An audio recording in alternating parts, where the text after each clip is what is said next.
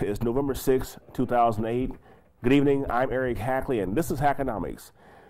This is a brand new year, brand new time for the world. Something has happened recently that nobody thought would ever happen. We're here to talk about the election of our new president-elect, Barack Obama. And the most interesting thing about this is I had a chance to go to the library, where everybody should come down to the library all the time, because this is where you find out what's going on around the world.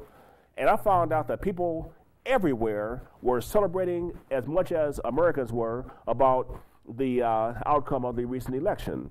And to put this in perspective, I have two people with me here who are very multiculturally literate. Mr. J.B. Pressey, who was president of the NAACP. How many years were you president? About 10 years. 10 years? Mm-hmm. And Rick Stevenson, our new Wayne Township trustee. And Rick is, if there's anybody that knows about the different cultural groups here in Fort Wayne, he does, because he's helping to meet the needs of them as they come into the country.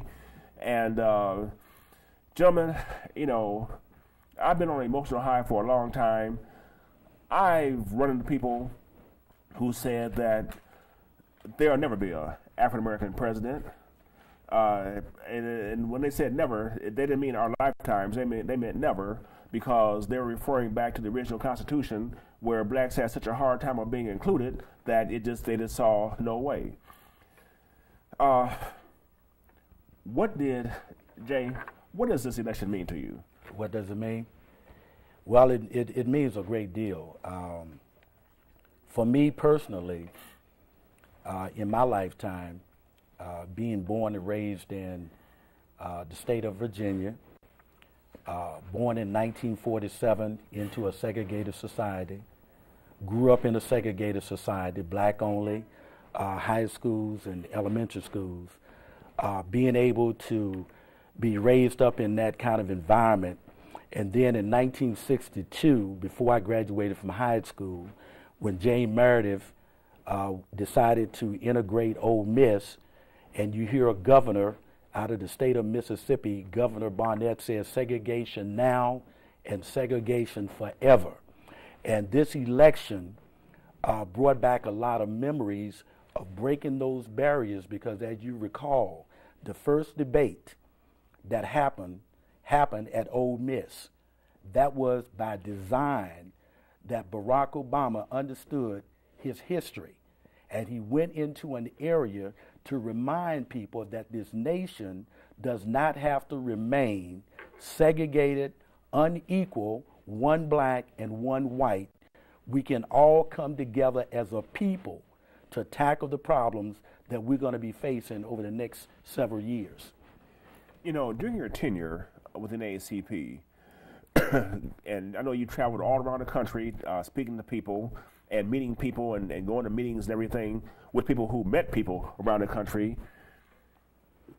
Did you, how realistic was that? Did you foresee that happening then? I mean, because what I've seen around the community is a lot of defeatism and a lot of acceptance of the norm. Well, I think any people that have been depressed or have been denied, opportunities, sometimes, get their vision skewed. I mean, let's face it, I'm a minister of the gospel of Jesus Christ. The children of Israel stayed in Egypt 400 years. And even when they came out, just because they came out physically did not mean that their minds got out.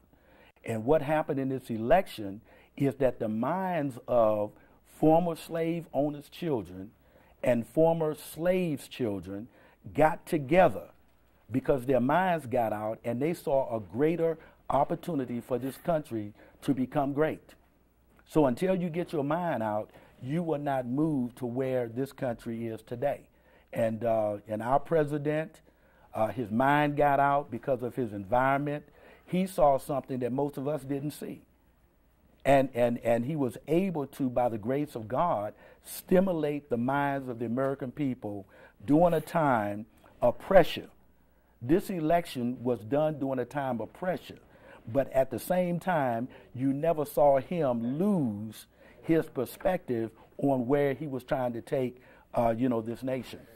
I want to talk about that, but Rick Stevenson, all right, now you were one of the main players here in Fort Wayne of galvanizing people, the Obama supporters.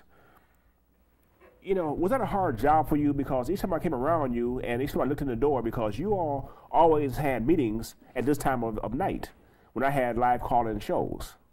And this is a live call-in show. And if you want to participate in our discussion, call in. The number will be on the screen there. Did you ever at any point feel disillusioned was it hard for you to keep the crowd motivated?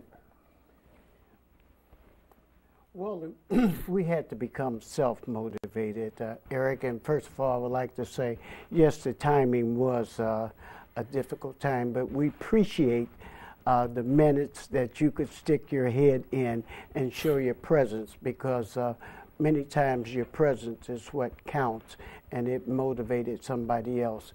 But it was enough of us that we could just charge each other up. It's just like a kindling fire. One piece is getting ignited, and then it rubs on to another piece and ignites everybody in there. So we were charging each other up, and we had key people like William G. Williams, Charles Redd, Joe Jordan, just to name a few, Ramadan Adis, to name another, Roosevelt Johnson, Mr. Minister Leroy Page, so forth. There's so many key people that allowed us, as well as ministers, that allowed us to, be charged off each other, because all saw the vision. Okay, what I want to do is ask our audio man to get that very first clip ready to go. But I tell you, I want to talk about what this means to the black community, but also here in Fort Wayne. Fort Wayne is a very blessed community in that we have roughly 80 ethnic groups here, and we have people from all around the world. And I see that they're as excited as we are, and I think that just because of what we have here in Fort Wayne, I think that's something special. And I think that Fort Wayne can not only play a special role in the next president's success, but I think that we can play an important role in the world.